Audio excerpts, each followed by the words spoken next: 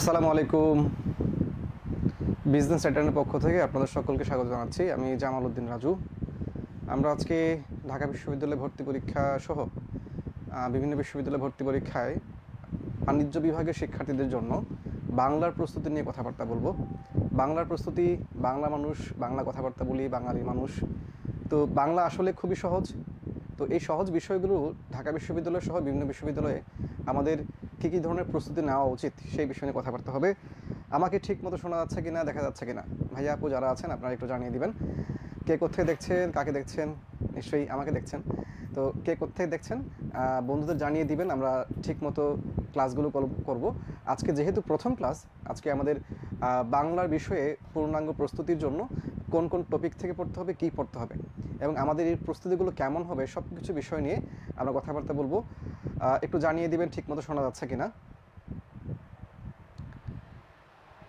কে কে আছেন আমার সাথে আমি দেখতে পাচ্ছি। ওয়ালাইকুম আসসালাম, অপু খান সালাম দিয়েছেন, ধন্যবাদ অপু খান। আরও যারা আছেন একটু জানিয়ে দিবেন, বন্ধুদের জানিয়ে দিবেন, একটু জানাবেন, আমরা শুরু করব। জানিয়ে নিতে চাই প্রথমেই বিজনেস টাইটান একটি নতুন প্ল্যাটফর্ম বাণিজ্য বিভাগের শিক্ষার্থীদের জন্য। কিন্তু এইখানে যারা শিক্ষক থেকে শুরু করে পরিচালক মণ্ডলী আছেন কেউই নতুন নন। আমি জামাল উদ্দিন রাজু বাংলা পড়াচ্ছি বিশ্ববিদ্যালয় ভর্তি কোচিংয়ে বিগত 13 বছর ধরে। এইভাবে ইংরেজিতে এবং অ্যাকাউন্টিংয়ে বা বাকি যে বিষয়গুলো আছে বাণিজ্য বিভাগের প্রত্যেকটা বিষয়ের যারা শিক্ষক আছেন আপনারা দেখবেন যে প্রত্যেকজন শিক্ষক খুবই কোয়ালিফাইড। অবশ্য আমি কোয়ালিফাইড সেটা জানান দিচ্ছি না, আমরা যেটা বলতে চাচ্ছি আমাদের ক্লাসগুলোর কোয়ালিটি কেমন সেটা আপনারা বিচার করবেন। কিন্তু এইটুকু আশ্বাস দিতে চাই যে বিজনেস টাইটান নতুন পথ চলা, কিন্তু এই বিজনেস টাইটানের পেছনের যে মানুষগুলো আছে তারা খুব নতুন নয়। তো এই নতুন না মানুষগুলো, খুব দক্ষ মানুষগুলোর হাত ধরে নতুন করে বাণিজ্য বিভাগের জন্য আমরা নতুন একটি সুযোগ শুরু করতে চাচ্ছি। যেহেতু বাণিজ্য বিভাগের জন্য আমরা অনেক দিন ধরে এই জায়গাতে খুব ঘাটতি ফিল করছি যে এই জায়গাতে আসলেই খুবই কোয়ালিটিফুল কন্টেন্ট, কোয়ালিটিফুল টিচার, কোয়ালিটিফুল ম্যানেজমেন্ট মনে হচ্ছে অভাব আছে আমাদের, যেটা মনে হয়েছে। সেই কারণেই সেই জায়গা থেকেই চিন্তাভাবনা করে আমরা বাণিজ্য বিভাগের জন্য নতুন পথ চলা শুরু করছি। আপনাদের পাশে পাবো এইটুকু আশা, ভরসা, ভালোবাসা, প্রত্যাশা নিয়ে শুরু করছি। আমরা শুরু করি। আজকে বাংলা দিক নির্দেশনামূলক ক্লাস যেহেতু ছিল, আমরা সেই বিষয় নিয়ে কথাবার্তা বলবো। প্রথমে ঢাকা বিশ্ববিদ্যালয়ে ভর্তি পরীক্ষার জন্য অনেকে দেখছেন ঠিকমতো শোনা যাচ্ছে বলছেন সাব্বির রহমান, ওয়ালাইকুম আসসালাম বলছেন রোবেল হাওলাদার, ভাইয়া বাসা থেকে দেখছেন বলছেন, okay thank you, thanks a lot, সবাইকে অনেক ধন্যবাদ। আমরা ঢাকা বিশ্ববিদ্যালয় ভর্তি পরীক্ষার জন্য আমরা যদি দেখি যে এইখানে কিন্তু গত 2 বছর ধরে, মানে গত বছরে দেখছি আমরা যে এখানে বিভিন্ন বিভাগে শিক্ষার্থীরা মানে ইন্টারচেঞ্জ করে পরীক্ষা দিতে পারে। গত বছর থেকে দেখছি আমরা এটা, আর্টসের লোকজন কমার্সে বা বিজ্ঞানে পরীক্ষা দিতে পারছে, ঠিক এভাবে সবাই। তো এইখানে বাণিজ্য বিভাগে, অর্থাৎ আগে যেটাকে আমরা সি ইউনিট বা গ ইউনিট বলতাম, সেই গ ইউনিটে বিজ্ঞানের লোকজন পরীক্ষা দিতে পারবে, মানবিকের লোকজন পরীক্ষা দিতে পারবে। মূলত এই মানবিক এবং বিজ্ঞান এই দুইটা সাবজেক্টের যারা আগে ছিলেন তারা মূলত পরীক্ষা দিতে পারতেন, ঘ ইউনিট নামে একটা অংশ ছিল, একটা ইউনিট ছিল ঘ ইউনিট। এই ঘ ইউনিটে পরীক্ষা দিতে পারতেন আগে, কিন্তু এখন আমরা জানি গত বছর থেকে ঘ ইউনিটের কোনো অস্তিত্ব নাই। তো এই যে ঘ ইউনিটের অস্তিত্ব নাই, সেই জায়গাতে আমরা দেখতে পাচ্ছি যে পরীক্ষা দিতে পারে, প্রত্যেকটা ইউনিটে সবাই পরীক্ষা দিতে পারছে। তো সেখানে যারা বিজ্ঞানের শিক্ষার্থী তারা যদি কমার্সের যে সাবজেক্ট বিভাগটুকু আছে, গ ইউনিট যেটা আছে, সেই গ ইউনিটে পরীক্ষা দিতে চাইলে তাকে এসএসসি এবং এইচএসসিতে ন্যূনতম 3.50 অর্থাৎ 3.50 আমাদের লাগবে, এবং টোটাল মিলিয়ে হচ্ছে 8 পয়েন্ট লাগবে। এবং যারা ব্যবসা শিক্ষার্থী এবং মানবিকের শিক্ষার্থী আছেন তাদের 3 পয়েন্ট করে লাগবে, 3 পয়েন্ট করে লাগবে দুটাতে, এসএসসি এবং এইচএসসিতে, এবং টোটাল তাদের লাগবে 7.50। মানে এখানে আরেকটা বিষয়ে জানান দিচ্ছে ঢাকা বিশ্ববিদ্যালয় কর্তৃপক্ষ যে যারা বিজ্ঞানের লোকজন আছে তাদের রেজাল্ট ভালো হওয়া উচিত, না হলে এই বৈষম্য না, এই বৈষম্য হওয়া উচিত হচ্ছে কেন? মানবিকের লোকজন এবং বাণিজ্যের লোকজন যদি 7.5 পেয়ে পরীক্ষা দিতে পারে, তাহলে বিজ্ঞানের লোকজন কেন 8 পাওয়া লাগবে? তো ধরেই নেওয়া হচ্ছে যে তারা একটু বেশি মেধাবী, এটা তাদের দৃষ্টিভঙ্গি। যা হোক, এখানে একটা খুবই খুবই গুরুত্বপূর্ণ তথ্য আছে, সেটা হচ্ছে আমাদের অনেকেই সেকেন্ড টাইম পরীক্ষার বিষয় নিয়ে চিন্তাভাবনা করছে যে সেকেন্ড টাইম পরীক্ষা দেওয়া যাবে কিনা বা আছে কিনা। অনেকেই জানেন ঢাকা বিশ্ববিদ্যালয়ে সেকেন্ড টাইম পরীক্ষা নাই, সেকেন্ড টাইম পরীক্ষা দেওয়া যায় না। এখানে একটা লোপ হোল আছে, ফাঁক ফোকর আছে, যেটা একটু খেয়াল করে দেখবেন। আমাদের বলা হচ্ছে এসএসসিতে আপনি 2019 থেকে 22 সাল পর্যন্ত যে কোনো একটাতে এসএসসি পরীক্ষা দিলে সমস্যা নাই। এখন আপনি যদি 2021 সালে এসএসসি পরীক্ষা দেন, হিসেবে তো আপনার এইচএসসি পরীক্ষা হওয়ার কথা ছিল 2023-এ, 19 হলে 21-এ হওয়ার কথা ছিল। কিন্তু এখানে দেখেন তো 2024 সালেও যদি আপনি এইচএসসি পরীক্ষা দেন, অর্থাৎ আল্লাহ না করুক কোনো কারণে আপনি যদি কোনো কারণে গ্যাপ হয়ে যায় আপনার এসএসসি পরীক্ষার পরে, কোনো একটা হ্যাপহ্যাজার্ড সিচুয়েশনে পড়লেন আপনি, ন্যাচারাল ক্যালামিটিস হইতে পারে, যে কোনো ধরনের সমস্যা হইতে পারে, সেই কারণে যদি আপনার এসএসসি পরীক্ষার পরে কোনো কারণে আপনার 1 বছর গ্যাপ হয়ে যায়, 2 বছর গ্যাপ হয়ে যায়, তাও আপনি পরীক্ষা দিতে পারবেন। তার মানে এইখানে এইচএসসি পরীক্ষা কোনো কারণে ধরেন আপনি এই বছর যারা 2024 সালের পরীক্ষার্থী আছেন, তারা ধরেন এই বছর আপনি পরীক্ষা দিলেন, চান্স পাইলেন না, তাহলে কি আপনি আগামী বছর আবার সেকেন্ড টাইম পরীক্ষা দিতে পারবেন? আজকে পর্যন্ত যে নীতিমালা আছে সেই নীতিমালা অনুযায়ী না, আপনি কিন্তু সেকেন্ড টাইম পরীক্ষা দিতে পারবেন না। কিন্তু আপনি যদি একটু কৌশলী হন, অনেকেই এটা হয়, খুব সংখ্যাটা খুবই নগণ্য, বড় জোর 2 থেকে 3 ভাগ হবে, 3% হবে সর্বোচ্চ। তারা যেটা করেন যে ঢাকা বিশ্ববিদ্যালয়ের স্বপ্ন যারা আসলেই দেখেন যে আমার এটাই লাগবে, অন্য কোথাও ভর্তি হব না, বা অন্য জায়গায় পরীক্ষা দিলেও ঢাবিতে পরীক্ষা দিব না, হাতে রেখে দিব, এই ধরনের অনেক চিন্তাভাবনা অনেকে থাকে। তারা যেটা করে, এই একটা ধরুন এই 24 সালে এইচএসসি পরীক্ষা না দিয়ে, ঢাবিতে পরীক্ষার ফর্ম না তুলে অন্য জায়গায় পরীক্ষা দেয়, এবং তারা ইমপ্রুভমেন্ট দিয়ে 2024 না হয় পরের বছর ইমপ্রুভমেন্ট দিয়ে তারা আবার ঢাবির ফর্ম তুলে এবং তারা পরীক্ষা দিতে চায়। এখানে একটা ভালো করে মনে রাখবেন, কেউ যদি এখানে কোনো কারণে ফর্ম তুলে ফেলে একবার, তাহলে কিন্তু বর্তমান আজকে পর্যন্ত যে নীতিমালা আছে সেই অনুযায়ী আপনি কিন্তু আর পরীক্ষা দিতে পারবেন না ঢাকা বিশ্ববিদ্যালয়ে। সো যদিও এটা আমাদের মাথা এই মুহূর্তে রাখার দরকার নেই, কিন্তু এই তথ্যটুকু যেহেতু আছে আমাদের নোটিশের মধ্যে, সেই কারণে জানিয়ে দেওয়া। কারো যদি এখানে এসএসসি পরীক্ষার পরে গ্যাপ থেকে যায়, গ্যাপ হয়ে যায়, তাহলে আপনি কিন্তু 24 সালে এইচএসসি পরীক্ষা দিয়ে থাকলে কিন্তু আপনি পরীক্ষা দিতে পারবেন।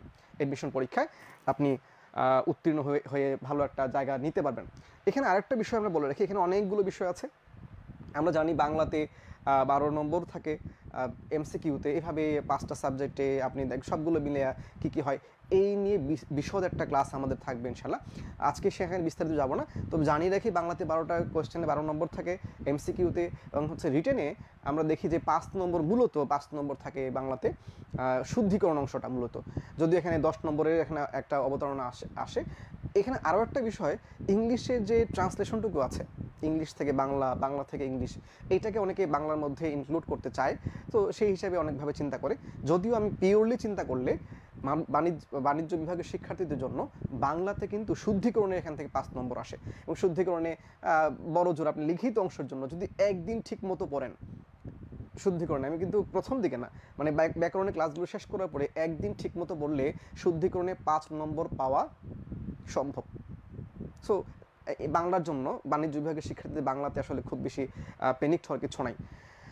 আমরা এখানে মূল আলোচনায় আমরা বিগত বছরের প্রশ্নে যাওয়ার আগে আমরা যে কাজটুকু করব, আমরা একটু বিগত বছরের প্রশ্নগুলো একটু সমাধান দেখব, অ্যানালাইসিস দেখব যে বিগত বছর ঢাকা বিশ্ববিদ্যালয়ে বিভিন্ন সাবজেক্ট থেকে কোন কোন সাবজেক্ট থেকে প্রশ্ন হয়েছে এবং কতটি প্রশ্ন হয়েছে কোন কোন টপিক থেকে, সেইগুলো আমরা দেখব যে কোন টপিক থেকে কতটি প্রশ্ন হয়েছে। এখানে যদি আপনাদের আমাকে আমার বোর্ডটা ক্লিয়ার কিনা, আমার লেখাগুলো ঠিক মতো দেখা যাচ্ছে কিনা একটু যদি জানান আমাকে।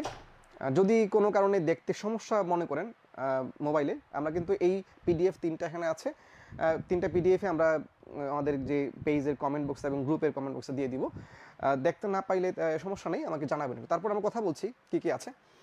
ধ্বনি ও বর্ণ এই টপিক থেকে 23-24 মানে গত বছর যে পরীক্ষার হয়েছে সেখান থেকে প্রশ্ন হয় নাই আসলে 23-24 সেশনে, কিন্তু হয়েছে 20-21 সেশনে একবার হয়েছে, 19-20 একবার হয়েছে, 17-18 একবার হয়েছে। সো আমরা এখানে যে বিগত 1, 2, 3, 4, 5, 6, 7 বছরের আমরা অ্যানালাইসিস দেখছি। এই 7 বছরের মধ্যে আমরা দেখতে পাচ্ছি ধ্বনি ও বর্ণ টপিক থেকে 2টা প্রশ্ন এসেছে। তার মানে ধ্বনি ও বর্ণ একবারে ফেলনা না, কিন্তু এটাতে খুব বেশি এফোর্ট মানে একবারে লেগে পড়ে যাওয়ার মতো কিছু না, কিন্তু পড়তে হবে। কিন্তু শব্দের যে অংশটুকু আছে দেখেন, প্রায় প্রত্যেক বছর, এই বছর মানে 23-24 সেশন ছাড়া প্রায় প্রত্যেক বছর কিন্তু শব্দের টপিক থেকে প্রশ্ন আসে। শব্দের টপিক থেকে কেমন প্রশ্ন আসে?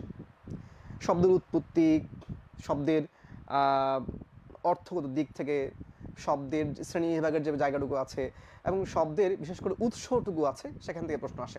শব্দের উৎস কোন দেশি শব্দ, এটা এই ধরনের প্রশ্ন, যেটা ফার্সি না আরবি না উর্দু, এই ধরনের শব্দগুলো আসে। আবার শব্দের উৎপত্তির এই জায়গা বাদ দিয়েও আমরা যদি দেখি যেটা কি মৌলিক বা সাধিত, এই জায়গা থেকে বাণিজ্য বিভাগে খুবই কম আসলেও হ্যাঁ কালো লেখাগুলো ক্লিয়ার দেখা যাচ্ছে, আর বাকিগুলো দেখা না গেলেও সমস্যা নেই, আমরা পিডিএফ দিয়ে দিব। ওয়ালাইকুম আসসালাম যারা সালাম দিচ্ছেন। যেখানে ছিলাম আমরা, আমাদের শব্দের বিভিন্ন বিশদ কথাবার্তা আমাদের পড়াশোনা করতে হবে। পদের জায়গা থেকে আমরা দেখতে পাচ্ছি 2টা প্রশ্ন এসেছে এই বছর, এই পর্যন্ত 7 বছরের মধ্যে, বাক্য ওইভাবে। সো এইখানে একটা বিষয় খেয়াল করি, আমরা যদি বানানের অংশটুকু দেখি, বানানে কিন্তু বিগত বছরগুলোতে শুধু 1 বছর গ্যাপ গিয়েছে, কিন্তু বাকি বছর দেখেন মাঝে মাঝে এমনও হয়েছে এখানে যে 2টা প্রশ্ন এসেছে, 2টা প্রশ্ন এসেছে। তো এই যে 2টা প্রশ্ন আসে কোন কোন জায়গা থেকে, অবশ্যই সেটা খুবই ইম্পর্টেন্ট না হলে কিন্তু সেখান থেকে 2টা প্রশ্ন আসার কথা না। তো এটা অবশ্যই আমাকে খুব গুরুত্ব দিয়ে পড়তে হবে।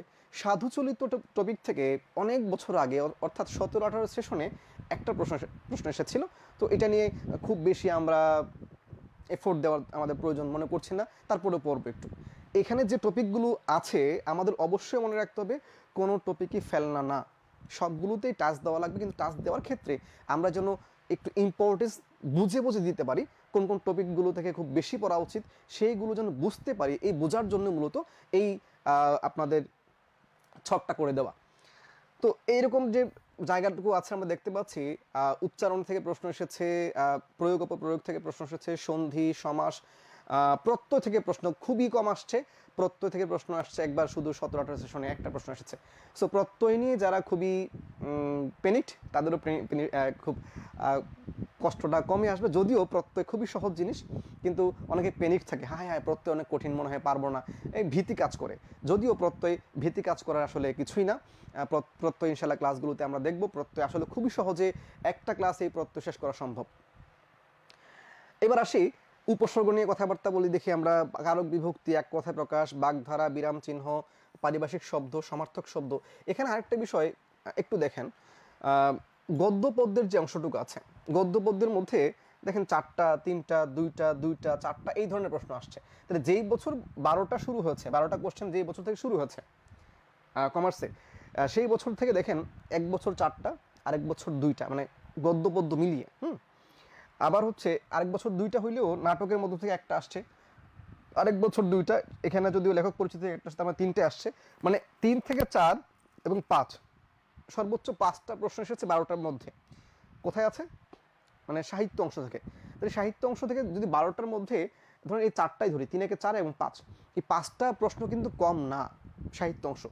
তার মানে সাহিত্য অংশ একবারে ফেলনা না, সাহিত্য অংশ পড়তে হবে। যদিও আমরা একটু যদি খেয়াল করি, দেখেন এইগুলা বানানের অংশ, উচ্চারণের অংশ, কারক বিভক্তি, উপসর্গ, এখানে কিন্তু আমাদের খুব বেশি এফোর্ট ছাড়াই আমরা নাম্বার তুলতে পারবো।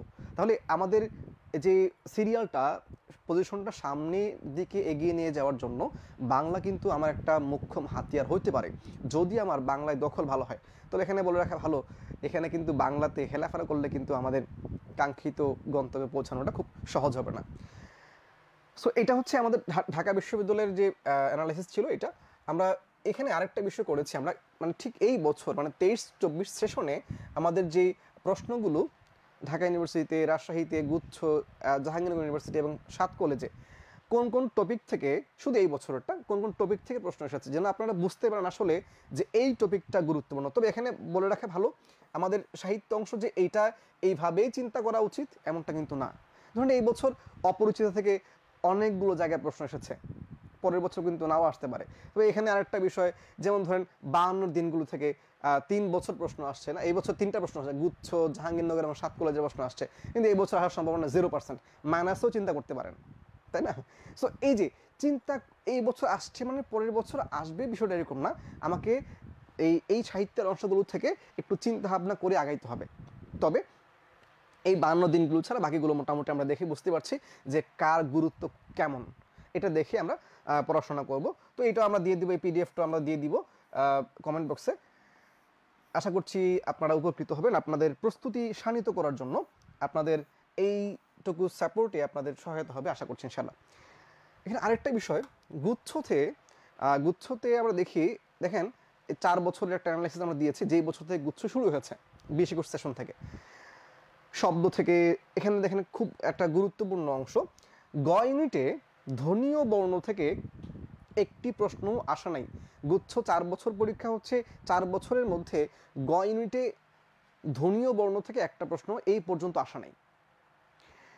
পদ থেকে প্রশ্ন এসেছে একবার, বাক্য থেকে এসেছে, বাক্য থেকে প্রত্যেক বছর, কোনো বছর মিস জানে কিন্তু এটা কেমন বাক্য, এটা হচ্ছে বিশেষ করে অস্তিবাচক নীতিবাচক এই ধরনের বাক্যের রূপান্তর আসে, এবং হচ্ছে বাক্যটা কি আশ্চর্যবোধক বাক্য কিনা এই ধরনের প্রশ্নগুলো আসে, এবং এটা কি যৌগিক নাকি কেমন বাক্য, এটা হচ্ছে মিশ্র বাক্য নাকি হচ্ছে সরল বাক্য নাকি হচ্ছে, এই প্রশ্নগুলো আসে। বানান থেকে প্রত্যেক বছর আসছে, প্রথম বছর ছাড়া। উচ্চারণে, সমাসে, এই যে অ্যানালাইসিসগুলো আছে, এই অ্যানালাইসিসগুলোর মাধ্যমে আপনারা যে বিষয়গুলো আমি প্রায় ফেস করি, আপনাদের মধ্যে একটা টেন্ডেন্সি কাজ করে ভাইয়া সাজেশন দেন, মানে প্রথমে না, পড়াশোনার শেষের দিকে এসে একটা টেন্ডেন্সি কাজ করে যে ভাইয়া সাজেশন লাগবে। মোটামুটি সবারই দেখেছি আমি এটা, যে সাজেশন না হলে কেমনে, কারণ এসএসসিতে, এইচএসসিতে, স্কুল কলেজগুলোতে সাজেশন পড়ে এসেছেন, সাজেশন দেখে দেখে স্যাররা এগুলো গুরুত্বপূর্ণ বলে দিয়েছে, সেই হিসাবে পড়াশোনা করেছেন। তো আমাদের এডমিশনেও আপনারা সেইটা প্রস্তুতি নেওয়ার চিন্তা করেন, এটা খারাপ কিছু না, আমি হলেও তাই করতাম সুযোগ থাকলে। কিন্তু এই সাজেশনটা আমরা কিন্তু একবারে উপর থেকে নাজিল হওয়া কোনো তথ্য দেই না আমরা। আসলে আমরা যে সাজেশনগুলো দেই এইটা মূলত এই অ্যানালাইসিস আলোকে, যে বিগত 4-5 বছর 10 বছর কোন কোন টপিক থেকে বেশি প্রশ্ন করছে, এই বিশ্ববিদ্যালয়ের প্রশ্নগুলো, আচ্ছা এই বিশ্ববিদ্যালয় যারা প্রশ্ন করছে বিগত 10 বছরেই এই টপিক থেকে প্রশ্ন করছে, তার মানে তার এই টপিকটা খুবই পছন্দের টপিক, তাহলে এখান থেকে প্রশ্ন আসতে পারে এই বছর। এবং আরও কিছু বিষয় অ্যানালাইসিস করার ক্ষেত্রে আমরা চিন্তা ভাবনা করি যে এই বিষয়গুলো মাথায় রাখা উচিত যেন এখান থেকে প্রশ্ন আসে, সেগুলো আমরা ক্লাসের ফাঁকে ফাঁকে অনেকগুলো বিষয় ইনশাআল্লাহ আপনাদের বলবো। এটা শুধুই গ ইউনিটের জন্য, এখানে কোনো ক্ষয়ের ক্লাসের চিন্তা ভাবনা আমরা করছি না আপাতত। আমরা যেহেতু বাণিজ্য বিভাগের জন্য স্পেশালিস্ট একটা টিম, আমরা বাণিজ্য বিভাগের জন্য আমরা বিশেষায়িতভাবে কাজ করতে চাচ্ছি।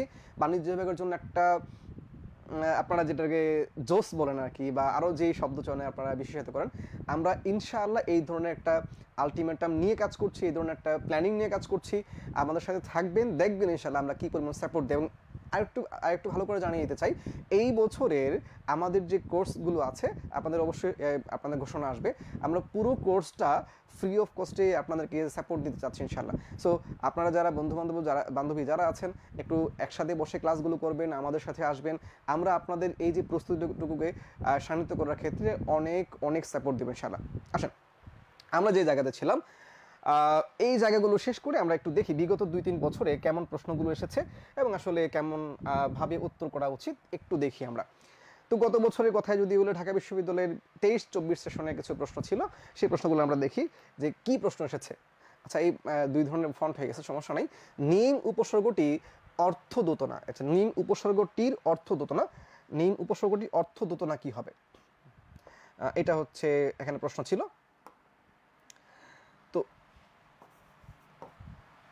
এখন কি অর্থ দেয়, এই প্রশ্নের উত্তরটা কোথায় পাওয়া যেতে পারে? এই প্রশ্নের উত্তর হচ্ছে উপসর্গ যে অধ্যায়টুকু আছে, সেই উপসর্গ অধ্যায়ের মধ্যে আমরা দেখি যে এই উপসর্গ এই অর্থে এসেছে, এবং বিভিন্ন যে একটা শব্দের বিভিন্ন অর্থ থাকে, সেই অর্থের ভেরিয়েশনগুলো আমাদের পড়তে হয় যেন এই ধরনের উত্তরগুলো করা যায়। যদিও নিম শব্দ একটা অর্থই দেয়, আমরা দেখি আমাদের পাঠ্য বইগুলোতে বলা আছে, সেটা হচ্ছে অর্ধেক। যেমন নিম তিতা মানে অর্ধেক তিতা, এরকম বোঝায়। নিম খুন মানে অর্ধেক খুন, যদি এখানে হ্যাঁ মানে এটা হচ্ছে স্বল্পতা বোঝায়। আচ্ছা, দ্বিতীয় প্রশ্ন, দেশপ্রেম শব্দটির সঠিক উচ্চারণ কি? দেখি এটার উত্তর বলুন তো, 2 নম্বর কোশ্চেনের উত্তর বলুন দেখি, দেশপ্রেম শব্দের সঠিক উচ্চারণ কি? আমি একটু অর্ধেক উচ্চারণ করে দিয়েছি, বাকিটা আপনাদের কাছ থেকে শুনতে চাই। দেশপ্রেম শব্দের সঠিক উচ্চারণ কি? দেশপ্রেম শব্দের সঠিক উচ্চারণ কি?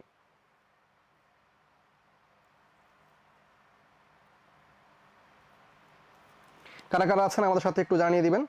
আমরা দেখতে চাই আপনারা এটার উত্তরটা কি করছেন। দেশপ্রেম শব্দের সঠিক উচ্চারণ কি, আপনারা কারা কি উত্তর দিচ্ছেন।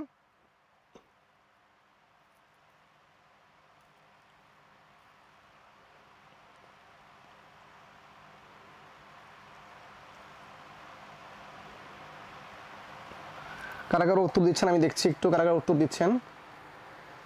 অর্থোদ্যোতকতা বলতে বোঝায়, অর্থোদ্যোতকতা বলতে হচ্ছে দ্যোতকতা যে শব্দটুকু ছিল, দ্যোতকতা, দ্যোত না মানে আপনারা কি হচ্ছে, এটা হচ্ছে ইংলিশের টার্ম আছে একটা, মানে দুই ধরনের অর্থের একটা অবতারণা হয়।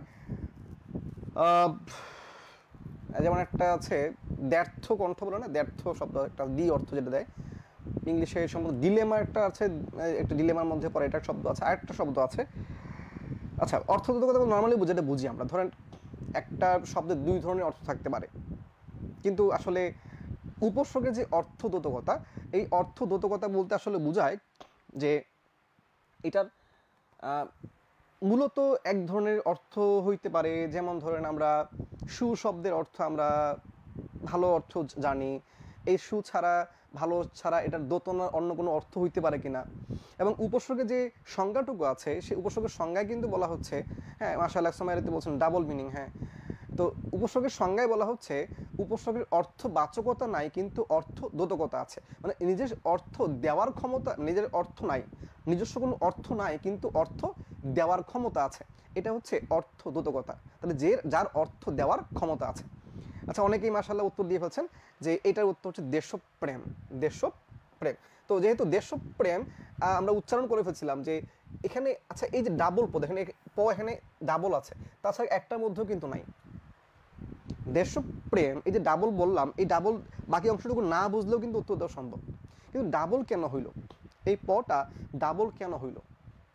কারণ হচ্ছে রফলাযুক্ত, এই যে এখানে প রফলা হোক বা ধরেন ঘ রফলা হোক বা গ রফলা হোক, যেটাই হোক, রফলাযুক্ত ব্যঞ্জনটা যদি শব্দের মাঝখানে হয় অথবা শব্দের শেষে হয়, মাঝখানে হইতে পারে অথবা শব্দের শেষেও হইতে পারে, যেখানেই হোক রফলাযুক্ত ব্যঞ্জনটা শব্দের মাঝখানে বা শেষে হইলে এই রফলাযুক্ত ব্যঞ্জনটা একবার হস চিহ্ন তথা হসন্ত দিয়ে উচ্চারিত হবে।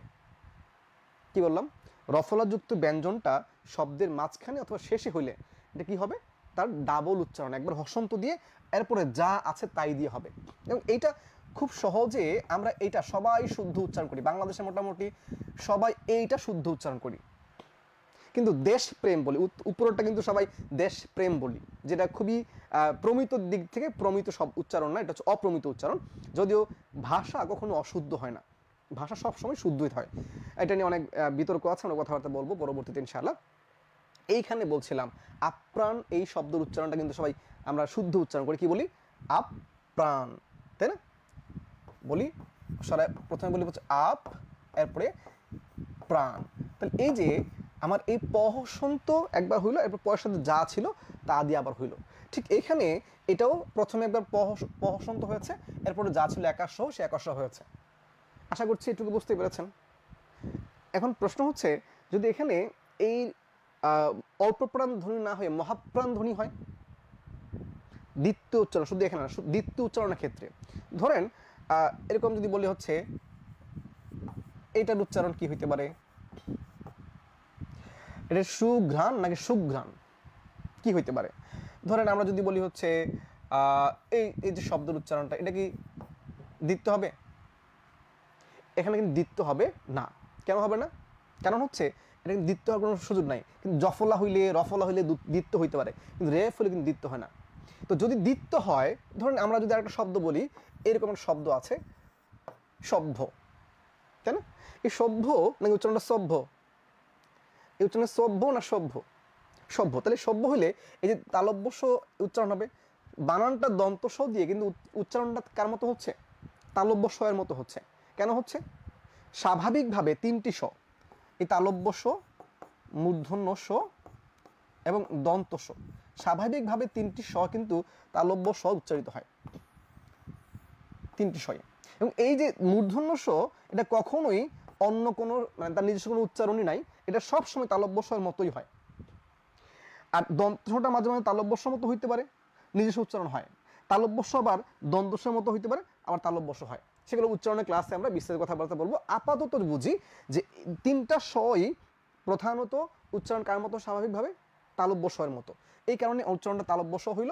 এবার কোনো শব্দের শেষে জফলা থাকলে, এই জফলা থাকলে তখন এই স বললে অ ছিল, এই অটা তখন ও হয়ে যাবে। এই কারণে উচ্চারণটা এরকম স হইল।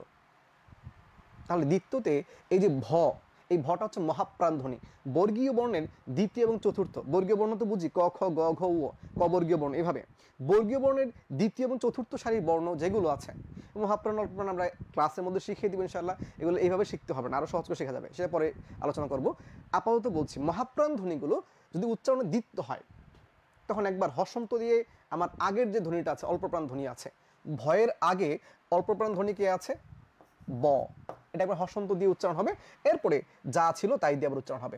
আবার কি আছে? এই যে ভ, তাহলে উচ্চারণ হবে সভ্য। প্রশ্ন হচ্ছে ভাইয়া এখানে শেষে ও হইল কেন?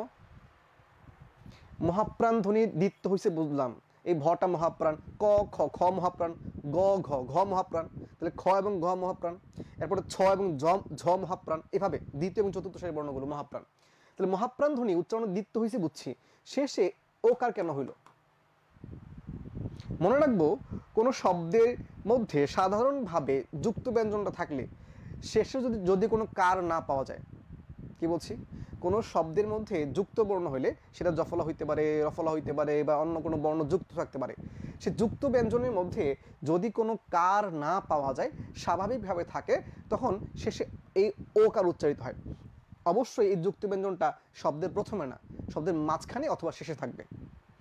তার এই কারণে যেহেতু শব্দের শেষে কোনো কার নাই, সভ্য উচ্চারণ করলে ভয়ের সাথে জফলা আমাদের যুক্ত অবস্থায় আছে, যেহেতু কোনো কার নাই, সেহেতু এটা একটা ওকার দিয়ে উচ্চারিত হবে। আমরা বিস্তারিত পরে কথাবার্তা বলবো ইনশাআল্লাহ। আপাতত যেটা বলছিলাম ভাইয়া, এটা কিন্তু আমার এই তিনটা অপশন না দেখেই বুঝতে পারছি আমার এই দেশপ্রেম উচ্চারণটা ডি হবে। আমরা তৃতীয় কোশ্চেনে যাচ্ছি। 18 বছর বয়স বেঁচে থাকে কিসে? যারা 18 বছর বয়স পড়েছেন, এই 2024-এর এই সময়টায় যারা হচ্ছে অন্যায়ের বিরুদ্ধে প্রতিবাদে লিপ্ত হয়েছিলেন, অন্যায়ের বিরুদ্ধে প্রতিবাদে যারা জেগে উঠেছিলেন, গর্জে উঠেছিলেন, সেই মানুষগুলোর মধ্যে কিন্তু সেই 18 বছরের চেতনা ছিল। সেই 18 বছরের বয়স বেঁচে থাকে দুর্যোগে আর ঝড়ে। এই বয়স বাঁচে দুর্যোগে আর ঝড়ে। সো এইগুলো কবিতার লাইন, হ্যাঁ, কবিতা ঠিকমতো পড়া হইলে এটা কিন্তু অবশ্যই পারা সম্ভব। মানে আমরা কিন্তু কোশ্চেনগুলো দেখে বুঝতেছি যে কেমন প্রশ্নগুলো আসছে। একটু আগে পিডিএফে দেখিয়েছি আমরা অ্যানালিসিসগুলো, আর এখানে প্রশ্নগুলো সরাসরি প্রশ্নের মাধ্যমে বুঝতে পারছি যে এই ধরনের প্রশ্নগুলো হয়, আমাকে এই টপিকগুলো পড়তে হবে। 4 নম্বর কোশ্চেনে দেখতে পাচ্ছি বেহাই সম্প্রদায়ের আর যাই থাক দেশ থাকাটা দোষের। এই বাক্যটি কি হবে? দেখি এটার উত্তর কি হইতে পারে। বেহাই সম্প্রদায়ের আর যাই থাক দেশ থাকাটা দোষের, এই কোশ্চেনটা আছে অপরিচিতা গল্পে। সো এই অপরিচিত গল্পের এই কোশ্চেনের উত্তর কি হইতে পারে? জাভেদ খান, সাবির রহমান, মোহাম্মদ তৌফিক উত্তর দিয়েছেন। আপনারা উত্তর খ বলছেন, জেদ বলেছেন। দেখি আর কারো উত্তর আসে কিনা। এই কোশ্চেনটি হচ্ছে অপরিচিত গল্পে, এটা হচ্ছে মামার একটা উপলব্ধি ছিল যে তার যে ভাগিনা অনুপমকে বিয়ে করাবে, সে বিয়ে করানোর ক্ষেত্রে যে কি হওয়া উচিত। জাভেদ খান আবার ঘ উত্তর দিয়েছেন, ইউসুফ প্রিন্স ঘ উত্তর দিয়েছেন, সময় ঋতু খ উত্তর দিয়েছেন। সো এইটা কি হবে উত্তর? অনেকে খ এবং ঘয়ের মধ্যে কনফিউশন পড়ে গিয়েছেন। বেহাই সম্প্রদায়ের আর যাই থাক জেদ থাকাটা দোষের না, তেজ থাকাটা দোষের। এটা একেবারে পাঠ্য বইয়ে আছে। সো যারা আমরা এই বছর এডমিশন পরীক্ষা দিব, এখনই পাঠ্য বইটা খুলে ঠিক মতো দেখে ফেলি যে আমার যেন এই ভুলটা না হয়। এই ধরনের ভুলগুলো পাঠ্য বইয়ে যেগুলো সরাসরি উল্লেখ করা আছে এবং খুবই সহজ কোশ্চেন, যেগুলো সবাই পারে, এগুলো কিন্তু আমাকে পারতে হবে। আমি যদি না পারি তাহলে কিন্তু এই জায়গাতে আমি তাকে বিট করতে পারবো না। সো আমার এখানে একটা সংগ্রাম হচ্ছে, এখানে স্ট্রাগল হচ্ছে। এই স্ট্রাগলের মধ্যে আমাকে টিকে থাকতে হবে আরেকজনকে বিট করে। তবে অবশ্যই এটা সহযোগিতামূলক একটা প্রতিযোগিতা, এটা কিন্তু প্রতিযোগিতা না, এটা কিন্তু সহযোগিতামূলক একটা প্রতিযোগিতা। আমরা যেটা হচ্ছে আরেকজনকে হারানোর জন্য প্রতিযোগিতা করি, বিষয়টা এরকম না আসলে। হ্যাঁ, ঠিক আছে, আমরা এটা উত্তরটা আমরা জানি তেজ। এটা জেদ বলছেন অনেকে, দেখে জেদ আসলে মনে হওয়ারই কথা, সমস্যা নেই, আমরা উত্তর দেখব। রুবেল হালাদার বলছেন ক, রাগ বলছেন। আচ্ছা ঠিক আছে, ওকে, আমরা সামনে দেখি। নিচের কোনটি না 5 নম্বর কোশ্চেনে কবির পূর্বপুরুষ কেমন পাহাড়ের কথা বলতেন? কবির পূর্বপুরুষ কেমন পাহাড়ের কথা বলতেন? হিমালয়, অতিক্রান্ত, সুরভিত, অবিলম্বিত। যারা কবিতাটুকু পড়েছেন, আমি কিংবদন্তির কথা বলছি, তারা কিন্তু এটা সহজেই বুঝতে পারার কথা। ওয়ালাইকুম আসসালাম ফয়সাল আহমদ ভাইয়া। ওকে, তিনি অতিক্রান্ত পাহাড়ের কথা বলতেন। এখানে ঘ বলছেন উত্তরে, কিন্তু ঘ না, অতি বিলম্বিত না, কিন্তু তিনি অতিক্রান্ত পাহাড়ের কথা বলতেন। তিনি অরণ্য ও সাপতের কথা বলতেন। আচ্ছা, আসেন আমরা 6 নম্বর কোশ্চেনে দেখি, নিচে কোনটি বাহুল্য দোষে দুষ্ট? বাহুল্য দোষ মানে কি? এই বাহুল্য দোষটা হচ্ছে, বাহুল্য শব্দের যদি আপনি প্রকৃতি প্রত্যয় করতে পারেন তাহলে এই শব্দটা সহজে বুঝবেন, বহু যোগ স্নজ অথবা জ। অর্থাৎ আমরা ইংলিশে রিডান্ডেন্সি বলি, মানে একটা শব্দকে একটা বিষয়কে একটা শব্দ দ্বারা আপনি রিপ্রেজেন্ট করাইতে পারেন, কিন্তু আপনি একটা শব্দ না দিয়ে একাধিক শব্দ দিচ্ছেন একই ধরনের মিনিং। যেমন বলি আমরা অশ্রু জল, অশ্রু মানেই তো চোখের জল, সেখানে আবার জল বলার কোনো প্রয়োজন নাই। যদি বলি সকল শিক্ষকগণ, সকল বললেই তো বহুবচন হয়ে গেছে, এই কারণে আবার পরে গণ বলা যাবে না। তো এখন দেখেন, এখানে দেখেন সকল একবার বহুবচন হয়েছে, আবার শেষে গণ বলা যাবে? যাবে না। এখানে অনেকেই যে এই ভুলটা করে, এখানে আরেকটা ভুল করে অনেকে এই ধরনের, যে সকল ছাত্র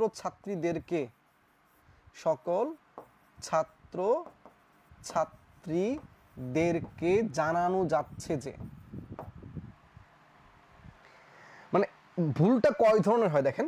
এমনিতেই তো আপনি এখানে একবার বহুবচন করছেন, আবার বহুবচন করছেন, আবার এক বচনের বিভক্তি নিয়ে আসছেন, মানে ভুলের একবার ভুল হয়েছে, এটা আবার এখানে বিভক্তি নিয়েছেন। হ্যাঁ, আপনি এটা করতে পারতেন, সকল ছাত্রছাত্রীকে জানানো যাচ্ছে যে, এটা শুদ্ধ হইতো। কিন্তু আপনি একবার বহুবচন করছেন, দের কিন্তু বহুবচনের বিভক্তি। সো আমার এখানে একবার বহুবচন করার পরে পরের বহুবচনগুলো কিন্তু লেখা যাবে না। আচ্ছা ভাইয়া, কবিতাগুলো মুখস্থ করলে কি হুবহু কমন পাবো? কবিতাগুলো মুখস্থ করার প্রয়োজন নাই, তবে এমনভাবে পড়তে হবে যেন আমি কবিতাটুকু পড়লেই আগের লাইনে কী ছিল, পরের লাইনে কী আছে এইটুকু বুঝতে পারি। এই ধরনের প্রশ্ন কিন্তু গত বছরও আসছে। সো আমরা কিন্তু এইটা ভুল করতে পারবো না, সম্ভবত গুচ্ছতে আসছে, আমরা দেখবো একটু পরে। তো কবিতার লাইনগুলো থেকে প্রশ্ন আসে, আগের লাইন কি পরের লাইন কি, এই ধরনের প্রশ্নগুলো আসে। এই কারণে কবিতা হুবহু মুখস্থ না করলেও কবিতা মুখস্থ করতে হবে, মানে ভালো দখল রাখতে হবে। সো পাখি সব কররব, এই ধরনের শব্দগুলো সমস্যা নেই। শিক্ষক মণ্ডলী, বানানে একটু ভুল আছে, একটু টাইপিং করতে ভুল হয়েছে নিশ্চয়ই। তো গরুর গাড়ি না বলে গরুর শকট শুদ্ধ, তো এই কারণে আমার বাকিগুলো অশুদ্ধ না। এখানে বানানটা ভুল আছে, এটা ভুল আছে, বানানটা টাইপিং মিস্টেক হয়েছে। কিন্তু মূলত বাহুল্য দোষা যেহেতু আসছে, এই কারণে বুঝতে পারছি আমরা সকলে পড়ে আর গণ বসা যায় না। 7 নম্বর কোশ্চেন, লিঙ্গান্তর হয় না এমন শব্দ কোনটি? আমরা জানি কবিরাজ শব্দটির লিঙ্গান্তর হয় না। কবিরাজ শব্দটি এটি একটি নিত্য পুরুষবাচক শব্দ। এই ধরনের শব্দগুলো পরীক্ষা আসে, নিত্য পুরুষবাচক শব্দ, নিত্য স্ত্রীবাচক শব্দ। যেমন সতীন, সতীনের কি কোনো নিত্য পুরুষবাচক শব্দ আছে? মানে সতীনের পুরুষবাচক শব্দ কি আছে? সতীন শুধু নারীদের জন্য। এইভাবে দেখবেন শাকচুন্নি, ডাইনি, এই ধরনের কিন্তু পুরুষবাচক শব্দ নাই। আর পুরুষের মধ্যে একটা শব্দ আছে কাপুরুষ, মহিলা কি আছে? আচ্ছা, এটা অবশ্যই যে ব্যাকরণবিদ, যারা বৈয়াকরণ অনেক ছিলেন, তারা হয়তো কোনোভাবেই পিটুনি খেয়েছেন বা ভয়ে হয়তো মহিলা লিখেন নাই বা নারী লিখেন নাই, এটা তাদের দৃষ্টিভঙ্গি। আমরা দেখব সংশয়ের বিপরীতার্থক শব্দ কোনটি? তার মানে বিপরীতার্থক শব্দ কিন্তু আসছে, তাহলে সংশয় হচ্ছে প্রত্যয় না? সংশয়ের বিপরীত কি? প্রত্যয়। আচ্ছা, সংশয় তো বুঝছেন সন্দেহ, আর প্রত্যয় মানে কি? এটা হচ্ছে যে আমরা বলি প্রত্যয়, যে আমরা এই প্রত্যয়ে না, এটার কোনো সন্দেহ থাকে না প্রত্যয়ের মধ্যে। এই প্রত্যয় কিন্তু প্রকৃতি প্রত্যয় না। মোমো এক হাতে বাঁকা বাঁশের বাঁশরি, আর হাতে রণতুর্য। এখানে একটা বাঁকা বাঁশের আসা নেই। মোমো এক হাতে বাঁকা বাঁশের বাঁশরি, আর হাতে রণতুর্য। আচ্ছা, পংক্তি, এই পংক্তিটি প্রতিফলিত হচ্ছে কি? এই পংক্তিটির মধ্যে আমাদের বিদ্রোহী কবিতার বিখ্যাত একটি উক্তি, এই বিখ্যাত উক্তিটির মধ্যে কি প্রতিফলিত হয়েছে? কি প্রতিফলিত দেখি, আপনারা বলেন তো একটু দেখি, এখানে কি আছে উত্তর?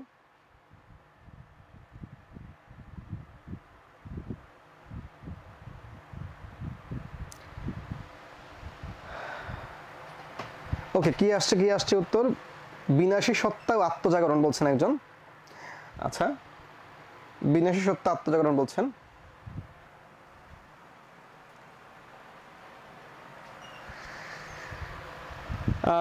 দেখি সবাই বিনাশী সত্তা, একজন বলছেন হচ্ছে খ প্রেম ও বিনাশী সত্তা।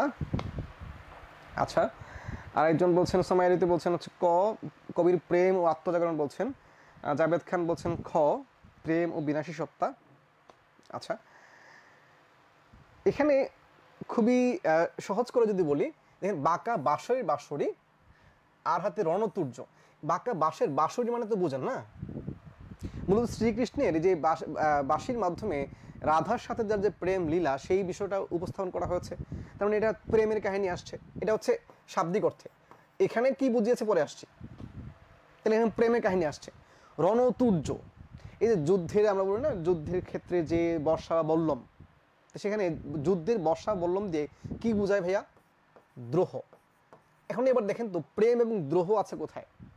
প্রেমটা নিশ্চয়ই আমরা জানি, যারা নিপীড়িত মানুষ, নিষ্পেষিত মানুষ, তাদের জন্য ভালোবাসা প্রেম।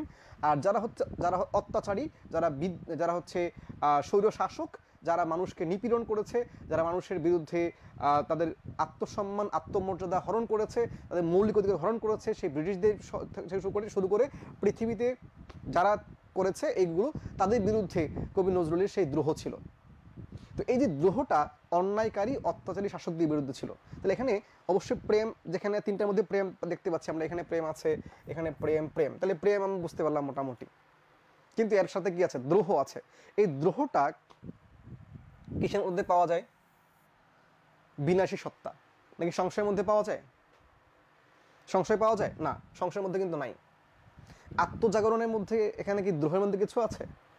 বা আত্মজাগরণ, তাহলে আত্মজাগরণ কিন্তু এখানেও আছে, এখানেও আছে। সো আপনি যদি আত্মজাগরণ নিতে চান এটা নিতে পারেন, কিন্তু এখানে এই যে রণতুর্য দিয়ে আত্মজাগরণ, যে রণতুর্য, এটা মূর্ধন্য সোনা, রণতুর্য মম এক হাতে বাঁকা বাঁশের বাঁশরি, বাঁকা বাঁশের বাঁশরি, বাঁশেরটা লিখি না এখানে, আর হাতে রণতুর্য। তাহলে প্রেম এবং দ্রোহ যেহেতু আছে, এটা নিশ্চয়ই উত্তর হবে কি কবির প্রেম ও বিনাশী সত্তা। বিনাশ করবে কাকে? যারা অত্যাচারী শাসক, সৌর শাসক, যারা নিপীড়ক, যারা শোষক, তাদেরকে বিনাশ করবেন কবি। 10 নম্বর কোয়েশ্চেনে দেখতে পাচ্ছি আমরা মাটি দিয়ে গড়া যা কথাটি এক কথায় প্রকাশ করলে কি হয়? তাহলে এক কথায় প্রকাশ আমরা বুঝতে পারছি মৃত্তিকা নাকি মৃন্ময়, কোনটা? এটা নাকি এটা? দেখে উত্তর দেন। মূর্তি অবশ্যই না। অনেকে ভাববেন যে মাটি দিয়ে মূর্তি বানায়, এক কথা প্রকাশ কিন্তু তা না। হ্যাঁ, মূর্তি মাটি দিয়ে বানাইতে পারে, মূর্তি স্টিল দিয়ে বানাইতে পারে, মূর্তি লোহা দিয়ে বানাইতে পারে। সো এখানে কি উত্তর হবে? এখানে মূর্তি না, মর্তমানের পৃথিবী না, স্বর্গমর্ত। তাহলে মর্তও না, তাহলে বি নাকি ডি? মাটি দিয়ে, ওয়ালাইকুম আসসালাম সুমন ভাইয়া, মাটি দিয়ে গড়া যা কথাটি এক কথায় প্রকাশ করলে কি হয়? ক অবশ্যই না, ক অবশ্যই না। এটা কি খ নাকি ঘ?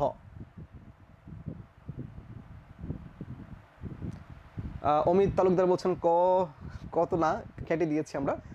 নাজিফা আক্তার বলছেন ঘ। আচ্ছা, আর কেউ? তৌফিক বলছেন ক। ভাই কত মূর্তি, এই মূর্তি তো মাটি দিয়েও হইতে পারে, এই মূর্তি তো লোহা দিয়ে হইতে পারে, স্টিল দিয়ে হইতে পারে, স্টোন দিয়ে মানে পাথর দিয়ে হইতে পারে মূর্তি, তাই না? সো এইটা কিন্তু এক কথা প্রকাশ কিন্তু বলা হচ্ছে। এক কথা প্রকাশ কি? এখানে মাটি দিয়ে গড়া যায়, এটা কিন্তু মূর্তি না। মাটি দিয়ে গড়া হচ্ছে মৃন্ময়। এই মৃত্তিকা অর্থই মাটি, মৃত্তিকা শব্দের অর্থ কিন্তু মাটি। সো আপনি চাইলে এটাকে মাটি দিয়ে গড়া যা বলতে পারবেন না, উত্তর হচ্ছে মৃন্ময়। সো এটা অনেকেই এক কথায় প্রকাশ না পড়ার কারণে ভুল করতে পারি, তার মানে এক কথায় প্রকাশ পড়তে হবে। এরপর দেখি আমরা 11 নম্বর কোশ্চেনে, শত্রুর আভাস পাওয়া হরিণের চোখের মতোই সতর্ক হয়ে ওঠে তার চোখ। তাহলে এই শত্রুর আভাস পাওয়া হরিণের মতো চোখের মতোই সতর্ক হয়ে ওঠে তার চোখ, এটা কোন রচনা আছে? বুঝতেই পারছি চরিত্রগুলো দেখে, এটা আমাদের সেই বিখ্যাত লাল সালু উপন্যাসের চরিত্র। সো লাল সালু উপন্যাসের কোন চরিত্র এখানে আছে বলুন দেখি একটু। 11 নম্বর কোশ্চেনের উত্তর কি হবে? 11 নম্বর কোশ্চেনের উত্তর কি হবে?